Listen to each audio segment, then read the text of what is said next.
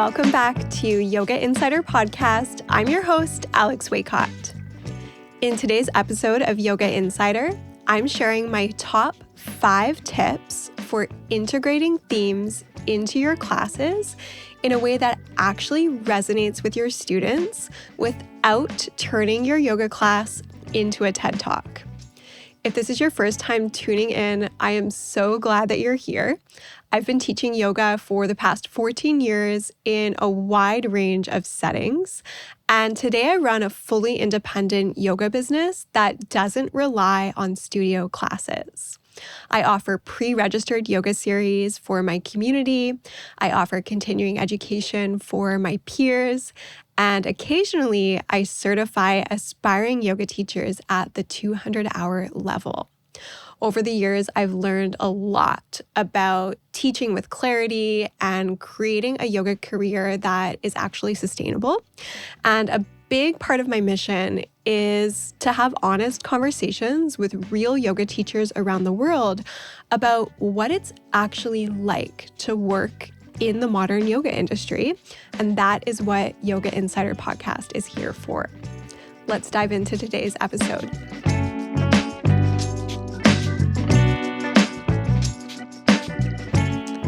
Now, I identify as a creative, and I see class theming as a teaching tool that holds endless creative possibilities. So when we choose to work with theme, we have the opportunity to add layers of depth and richness and storytelling to our classes in a way that can potentially create meaning for our students.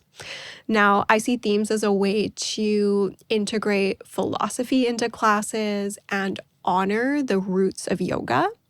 Themes can certainly promote self-inquiry and self-awareness, and they're a really great way to increase mind-body connection. I think because themes hold so much potential and so much meaning, it's really easy for us as yoga teachers to feel overwhelmed by theming. Like, I only have an hour-long class and I want to talk about something that you could theoretically dedicate your entire life to studying. So where do we begin? How do we share themes in a way that complements the other elements of practice that we're sharing without distracting or taking away from elements of practice that might hold equal weight? So whenever I'm training new teachers and I'm sharing lessons on theming, I always like to let new teachers know that there's no pressure to share elaborate themes in your classes right away. And there's actually no pressure to theme at all, like if you don't want to. Even though theming is such a beautiful creative outlet, I think when you're a new teacher, it's more important to prioritize things like your sequence, your cues, your presence in the room, and your ability to manage the energy of the room and your own energy and your emotions as, unexpected things come up, like while you're teaching. And then I think once you're comfortable with those things, which can realistically take a couple of years, then you can start to work with themes, but just know that you don't have to do it all at once. So if you're a new teacher listening to this and you're feeling a little bit overwhelmed, please let this be your permission to take the pressure off, and know that integrating themes can be something that happens slowly and happens over time. You don't have to do everything all at once. Now, what I want to get into in today's episode are my top 5 tips for theming in a way that is clear and concise and resonates with your students without losing their attention. And there is an art to making that happen. I have certainly found myself in situations, especially in my earlier teaching days, where I had planned to share a big, elaborate theme with my class, and it didn't end up going the way that I hoped that it would go. So, I'd spent all this time planning and preparing and showed up to teach. And then before I knew it, I had spent the first 15 minutes of my hour-long class trying to tell a story. And I could tell that it wasn't really landing the way that I hoped that it would land. And I could also just feel like in the room that people were getting kind of antsy. They were getting kind of impatient, and they were ready for me to stop talking because they just wanted to get into their bodies. And this happened more than once. Like, I feel like this is a lesson, especially if you are a more experienced teacher listening, that it's like something that a lot of us have probably encountered. And eventually, those early teaching experiences taught me a lot about managing expectations in a public yoga class and like what people are generally looking for and expecting when they come to a public yoga class. And in a 60-minute yoga class, most people aren't coming for a lecture. They're coming for a variety of reasons, but it's usually not that. They're usually coming to feel better in their bodies, to take some time to connect with themselves. Maybe they need a little bit of space to kind of like regulate their nervous system between leaving work and then like going back home to their family, for example. And themes can be like so meaningful, but they also need to be offered in a way that supports your students' experience. And part of becoming a skillful yoga teacher is developing the understanding that a public group yoga class can only offer so much. It's not a workshop, it's not a yoga teacher training. And usually the themes that we share that are really effective are the ones that meet people where they're at while respecting that very limited time that we have together in a public group yoga class. So I just want to kind of put that out there and say that right in the beginning here, that when I share these 5 tips today, it's about sharing themes within the context of like a general public group yoga class. All right, so let's get into tip number 1. Tip number 1 is choose a theme that is real and authentic to you. When I'm choosing a theme, I love to pull from what's going on in my real life. I love to consider what lessons am I learning right now? What have I been moving through lately? What am I integrating or reflecting on? And I want to be really clear that I don't believe that teaching yoga should ever be a pedestal for me to share about my personal life.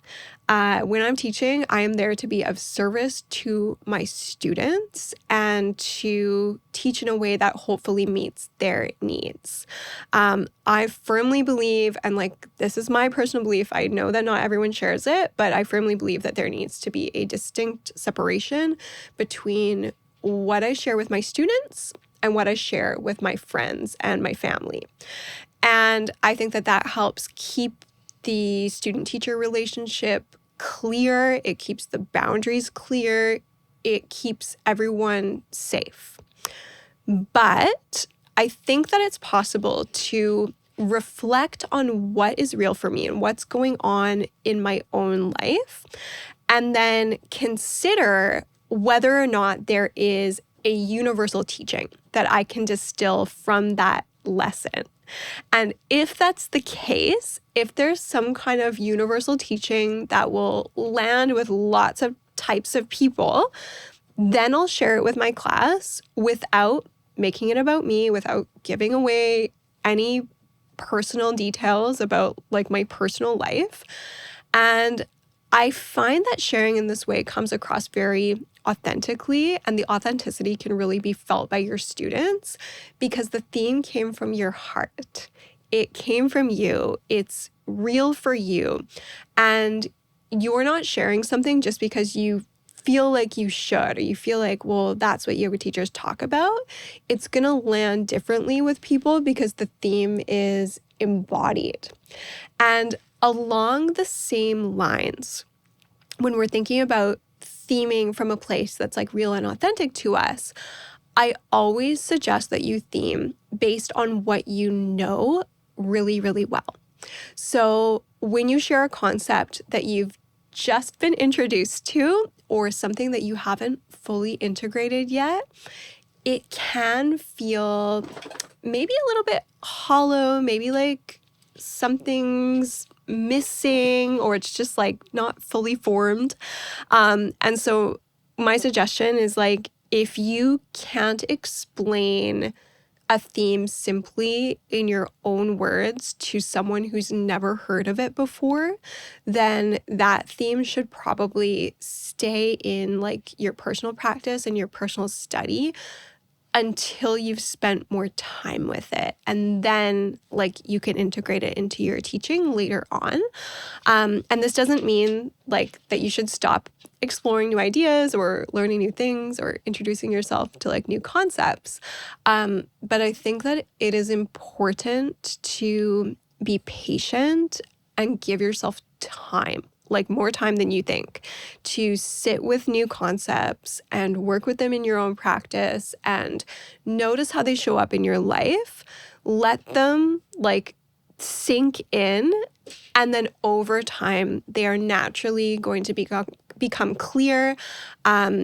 You'll get to the point where you're able to explain those things to people without reading from a book or anything like that. And like once those things, those ideas become easy to communicate in your own words, that's usually like a good sign that you're ready to integrate them into your teaching.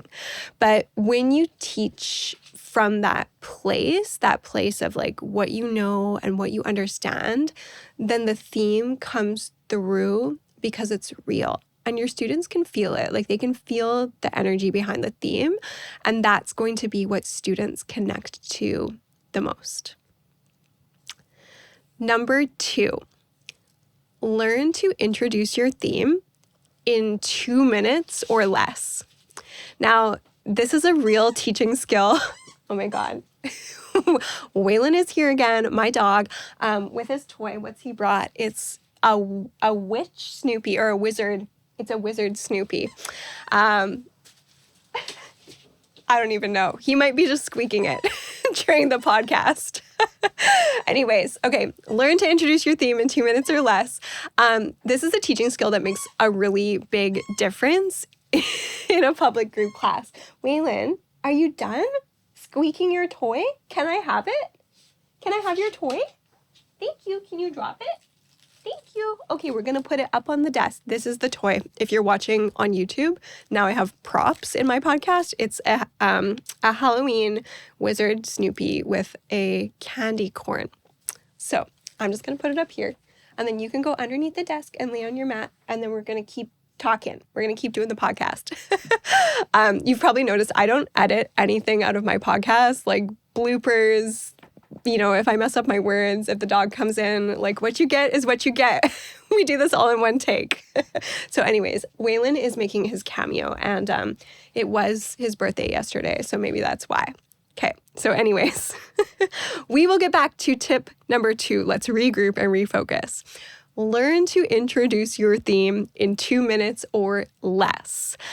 Now, this is important because we have to remember that a lot of students arrive to class feeling tired, feeling distracted, feeling overstimulated, like from their day or from work. And often the fastest way to support them is to get them out of their heads and into their bodies and connected to their breath and to their experience.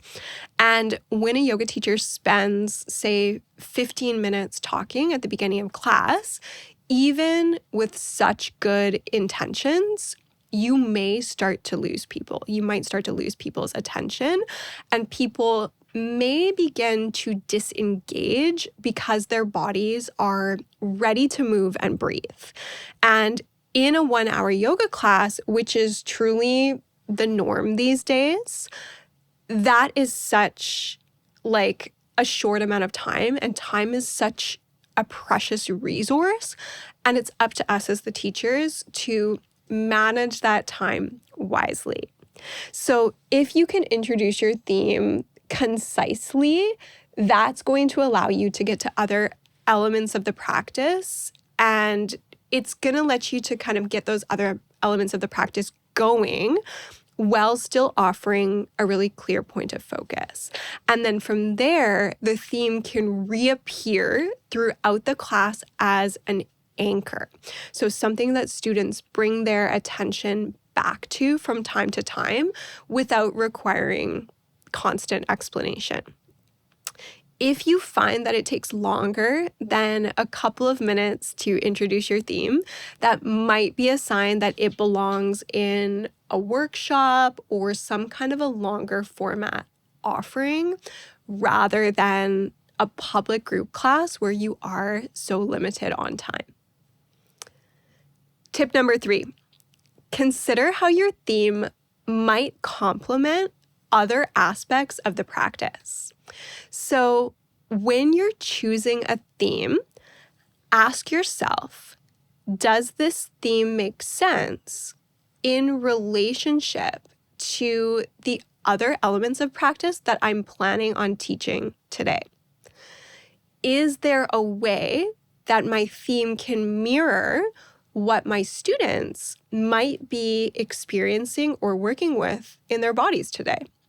So, for example, if your asana practice that you're sharing emphasizes balance, maybe you're doing some prep for balance, maybe you're working towards tree pose as like a peak pose for your practice, a theme like focus or steadiness or drishti is naturally going to come through as your students inevitably encounter things like wobbling or stumbling out of the balancing pose and then kind of coming back into it and recentering.